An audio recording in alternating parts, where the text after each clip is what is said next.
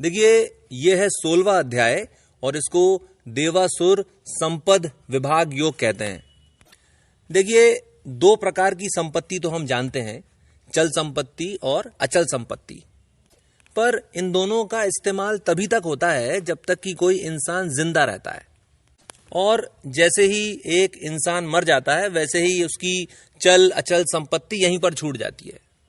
अब भगवान ने बताया है कि जब आदमी मर जाता है तब भी उसके साथ दो प्रकार की संपत्तियां जाती हैं। एक है देवीय संपत्ति और दूसरी है आसुरी संपत्ति। 16वें अध्याय में भगवान ने यह बताया है कि जिस व्यक्ति के पास दैवीय संपत्ति होती है उसमें क्या गुण होते हैं, और वो व्यक्ति जिसके पास आसुरी संपत्ति होती है उसके क्या गुण होते हैं।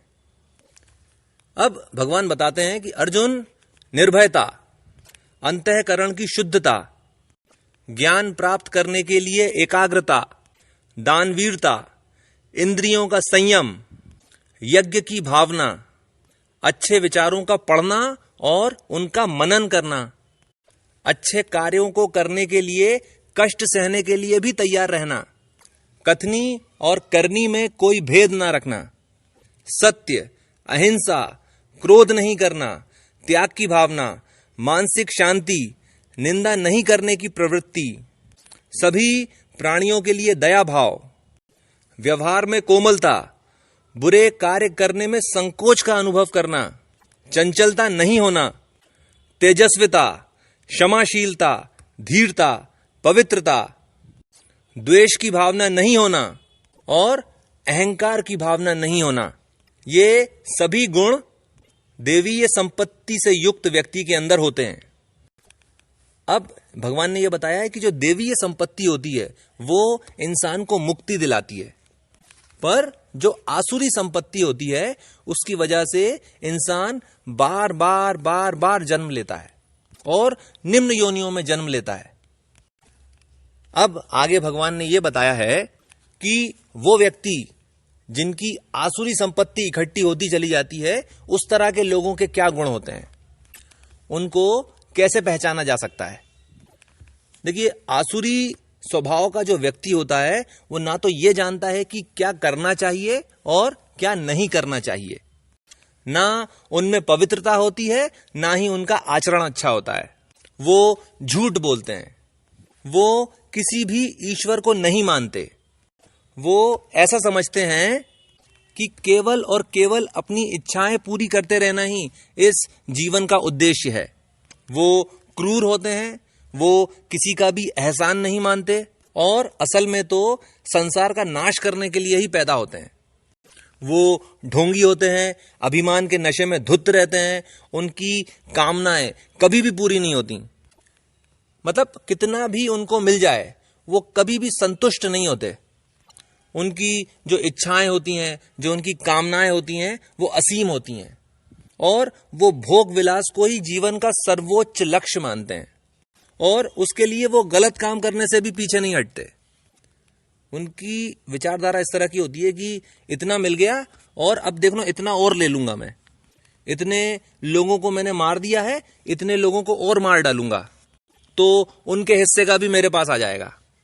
और यदि वो यज्ञ भी करते हैं या दान भी करते हैं तो केवल और केवल दिखावे के लिए करते हैं, ये दिखाने के लिए कि देखो मैं कितना ऊंचा हूं, मैं कितना महान हूं, मैं कितना बलवान हूं, ये देखो कितना पैसा है मेरे पास। इन लोगों का सबसे बड़ा दुर्गुण, इनकी जो सबसे बड़ी बुराई ये होती है कि ये सबकी बुराई करते रहते हैं और बुराई में ये इस कदर लीन होते हैं कि मतलब मेरी भी बुराई करते हैं ये लोग। और हे अर्जुन, इस तरह के लोगों को मैं बार बार नीच योनि में डालता हूं। अब भगवान ने आगे एक चीज बताई है कि काम, क्रोध और लोभ, ये तीन जो है ये नर्क के द्वार हैं। ये तीनों चीजें आत्मा को नीचे की तरफ ले जाती हैं। अब यहां पर काम, क्रोध और लोभ ये तीन चीजें कही गई हैं। काम का अर्थ समझ लीजिए बस। देखिए, आमतौर पर काम का मतलब केवल सेक्स माना जाता है, पर काम का असल मतलब होता है कामना। भाई, किसी भी चीज की कामना आप करते हो तो आपका लोभ बढ़ता है, यानी आपका लालच बढ़ता है। जितनी कामनाएं इंसान की पूरी होती चली जाती हैं, उतनी ज्यादा कामनाएं और बढ़ती चली जाती हैं। और जिस इंसान का लालच बढ़ता ही चला जा रहा है, उसको मोक्ष कैसे प्राप्त हो सकता है? और मोक्ष तो छोड़ो, उसको तो शांति भी नहीं प्राप्त हो सकती। तो हे अर्जुन, जो इन तीनों से मुक्त रहता है, यानी काम, क्रोध और लोभ से मुक्त रहता है, वो इंसान उत्तम गति को प्राप्त करता है।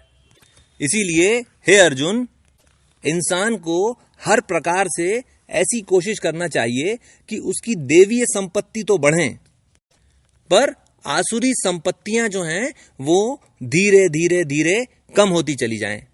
और भगवान ने यह भी कहा है कि देखो, जितने मैंने देवीय गुण बताए हैं, जरूरी नहीं है कि सारे गुण तुम में हो, पर अगर इन सभी गुणों में से ज्यादातर गुण भी तुम में हैं, तो भी तुम्हें मुक्ति मिल जाएगी।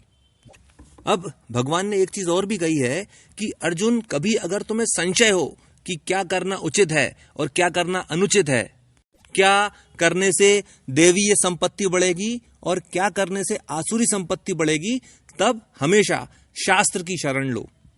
यानी जो कुछ भी शास्त्रों में लिखा हुआ है उसे मानो और उसके अनुसार काम करो। और अगर तुम शास्त्रों के अनुसार कार्य करोगे तो निश्चित ही तुम्हें मोक्ष मिल जाएगा। और यही 16वें अध्याय का सार है। आपने मुझे इतना समय दिया, थैंक यू वेरी मच।